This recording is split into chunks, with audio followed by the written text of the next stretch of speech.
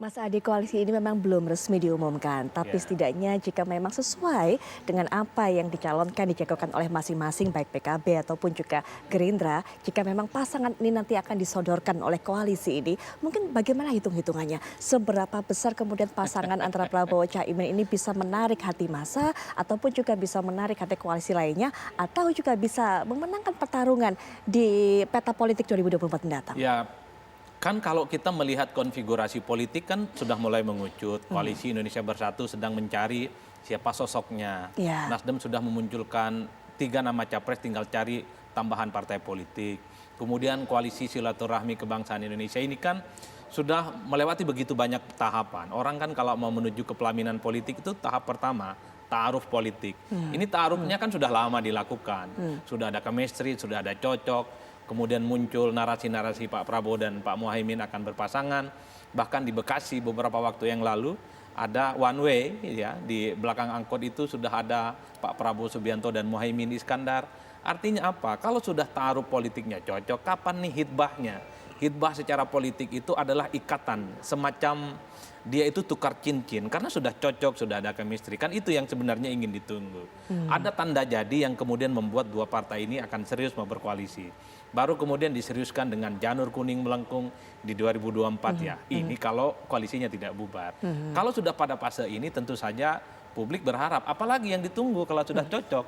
Jangan sampai Gerindra ada yang nyerobot ngajak koalisi yang Mas Adi lain. mengatakan kalau koalisi ini tidak bubar, memangnya ada kemungkinan bahwa ini bisa Ya, jadi sangat bubar? mungkin kalau kemudian Gerindra misalnya ada tawaran yang jauh lebih menarik, lebih menjanjikan gitu ya, dan prospektif, tentu ya PKB tetap akan diajak berkoalisi mungkin. Tapi kan ada skala prioritas yang akan dilihat oleh Gerindra. Yang sampai saat ini sepertinya juga sedang menjalin satu komunikasi politik yang intens dengan teman-teman PDIP ya. Yang kedua, kalaupun toh misalnya nanti koalisi ini bersatu, saya membayangkan tentu butuh kerja keras ya, karena yang dilawan mungkin ada nama-nama besar lain seperti Pak Anies ataupun Pak Ganjar Pranowo yang memang dalam berbagai radar survei ini masuk 3 besar ya. Artinya apa? Karena tidak ada dominasi capres dalam elektabilitas partai, tentu variabel cawapres itu yang sedang diperhitungkan betul oleh Prabowo Subianto dan Gerindra andai berkoalisi dengan PKB. Artinya apa? Cawapres ini bukan hanya sebatas pelengkap penderita, tapi dia memberikan insentif elektoral supaya suara Prabowo itu naik. Betul. Dalam berbagai simulasi survei yang kita lakukan, kalau pasangan Prabowo Subianto adalah mereka yang elektabilitasnya rendah, tidak signifikan, bukan naik suara Prabowo Subianto, tapi dia justru turun. Dalam konteks inilah sepertinya Prabowo sedang melakukan ikhtiar politik soal kemungkinan akan bekerja sama dengan siapapun nanti, termasuk dengan PKB. Kalau andai Kira-kira kata siapa sosok yang paling mungkin? Kalau ada kata pasangan yang sekarang, kalau menurut Mas Adi masuk yang mana? Kalau Caimin kan di survei belum muncul secara signifikan. Saya sering di berbagai kesempatan mengatakan suara PKB ini kan lumayan kuat sebenarnya secara kepartaian. 9,6%. Tapi tidak dikonversi atau belum menjadi suaranya Muhaimin Iskandar sebagai capres. Artinya apa? Basis pemilih PKB itu tidak otomatis akan mendukung Muhaimin untuk 2024. Oke. Ada waktu sekitar 2 tahun lah yang bisa dikapitalisasi, yang bisa diterjemahkan oleh teman-teman PKB khususnya, supaya suara PKB yang 9,6% ini diterjemahkan menjadi suaranya Muhaimin Iskandar. Artinya apa? Prabowo Subianto yang saat ini 20%, Muhaimin Iskandar misalnya jadi 9%, karena mendapatkan insentif dari suara PKB, kan lumayan untuk disanding-sandingkan dalam Pilpres. Baik. Artinya apa, Putri? Di tengah elektabilitas capres seperti Prabowo, kemudian Ganjar dan Anies yang sebenarnya tidak bisa mengunci kemenangan secara pasti, maka posisi cawapres menjadi penting yang saya selalu tangkap dalam berbagai kesempatan peta koalisi. Makanya sampai saat ini semua partai ya hanya sebatas silaturahmi politik, umpan lambung sambil gayung bersambut secara politik tanpa harus bisa memastikan kapan deklarasi soal koalisi dan kerjasama itu dipastikan. Nah, ini yang sepertinya sedang dipertimbangkan betul oleh PKB saat ini. Kenapa kemudian tidak buru-buru kemudian mendeklarasikan dengan Gerindra. Begitupun dengan Gerindra tentu berhitung. Kalau Muhaimin yang disorongkan, yang saat ini elektabilitasnya nggak signifikan, apa kira-kira kemungkinannya?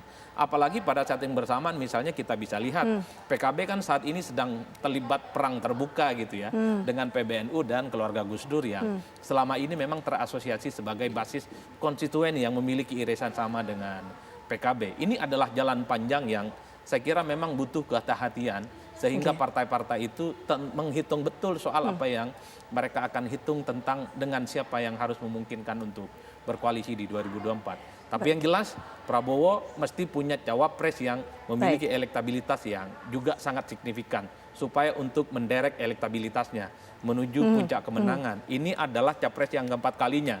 Andai Prabowo maju kembali di 2024. Baik. Artinya apa? Prabowo pastinya ingin menang. Makanya hati-hati betul menentukan siapa partner koalisinya. Makanya saya sebut tadi, selama ini kan Prabowo sering berkoalisi dengan PKS. Ya. Posisinya Ya. sama, basis oposisinya sama. Dua periode, 2014 dan 2019 kalah gitu. Kok rasa-rasanya kenapa dengan PKB seakan-akan langsung klop? Karena irisan pemilih partainya agak sedikit beda. Islam, kemudian kelompok Nahdliyin, dan saat ini memiliki basis konstituen yang lebih relatif untuk kalangan pedesaan ke bawah. Kalau PKS kan dia adalah muslim kota. Ini yang saya kira hal-hal yang dihitung betul oleh Gerindra dan Prabowo andai kemudian berkoalisi dengan PKB. Baik, Mas Habibur Rahman, bagaimana kemudian menanggapi apa yang disampaikan oleh Mas Ade? Karena sepertinya untuk kesempatan ini Pak Prabowo Subianto harus berhitung betul dengan cawapres atau siapapun wapres yang akan digandengnya sehingga mendongkrak suaranya. Baik, seperti Mas Habibur Rahman masih ada kendala.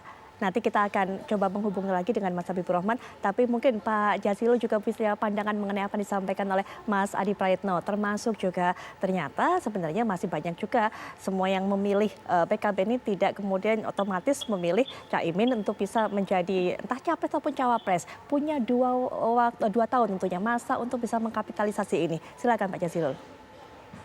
Justru karena waktu yang masih panjang ini, PKB maupun Gerindra punya cara berhitung untuk kemudian melakukan komunikasi dengan publik. Yang kedua, Pak Prabowo dengan Pak Muhaimin ini sama-sama ketua umum.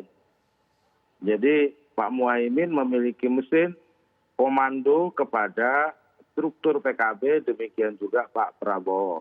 Nah, ini menjadi menurut saya kan para calon presiden maupun wakil presiden kan kita tahu siapa saingan-saingan. Kan kita sudah hitung, bukan hanya Pak Adi saja yang hitung. Plus minus masing-masing punya.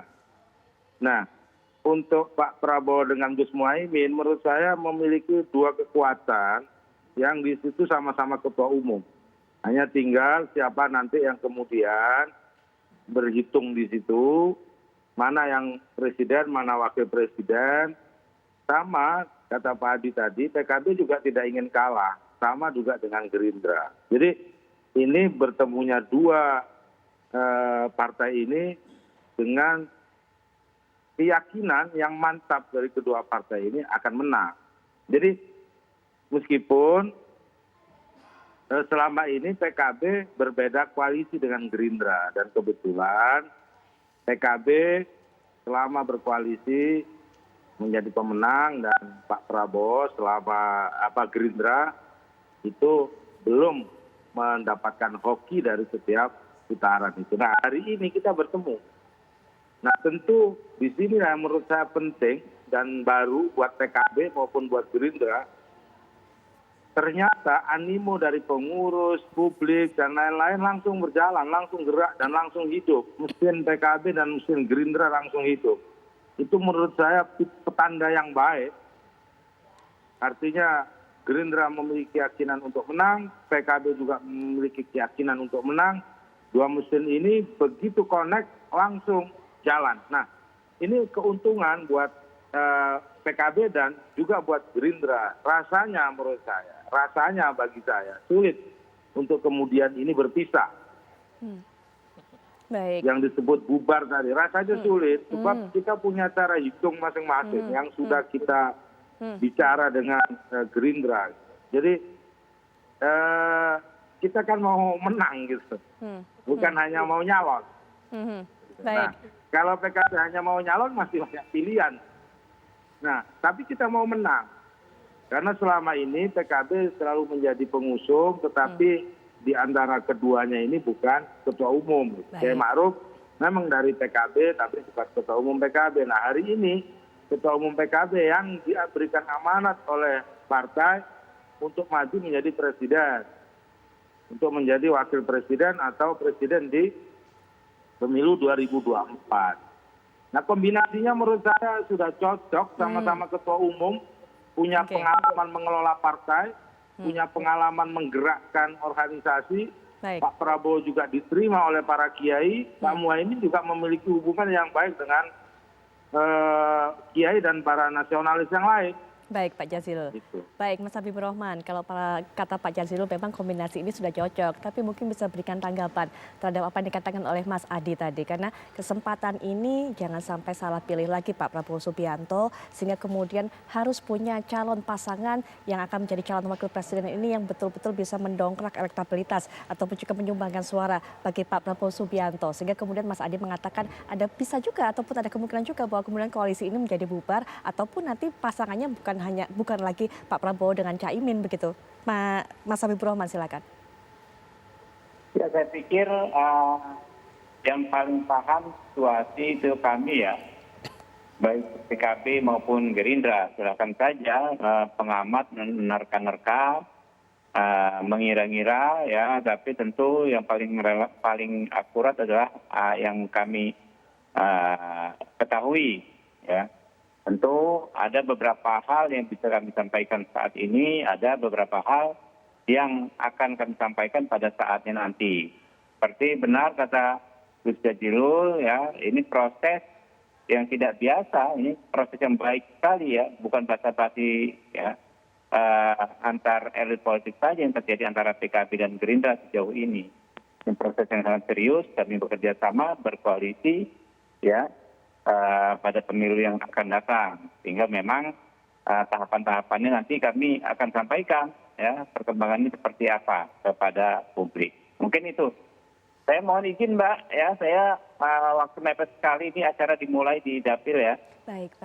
Baik Mas Habibur Rahman, terima kasih sudah meluangkan waktunya untuk bisa terlibat dalam perbincangan kami kali ini. Dan berikutnya Pak Irwan, kita tahu memang PKS saat ini juga mungkin masih menimbang-nimbang mengatur langkah akan merapat kemana, masih menjajaki perbincangan dengan berbagai macam partai untuk bisa mengadakan koalisi. Atau mungkin koalisi baru ataupun juga merapat pada koalisi yang sudah ada. Tapi sepertinya kalau kita lihat partai-partai lainnya bergerak begitu cepat, kita juga menunggu bagaimana pergerakan PKS berikutnya. Apalagi kemudian setelah kemarin tidak jadinya koalisi semut merah tadi itu. Silakan Pak Irwan. Jadi Putri, kita di PKS selalu menjajaki semua kemungkinan yang ada, termasuk tadi dengan PKB ataupun dengan Gerindra. Kalau kita diterima misalnya di koalisi yang ada saat ini, kita juga ke Nasdem, kita juga ke Demokrat ya. Bahkan tidak tertutup juga kemungkinan kepada KIB. Jadi semua itu sedang kita jajaki dan kita tahu diri bahwa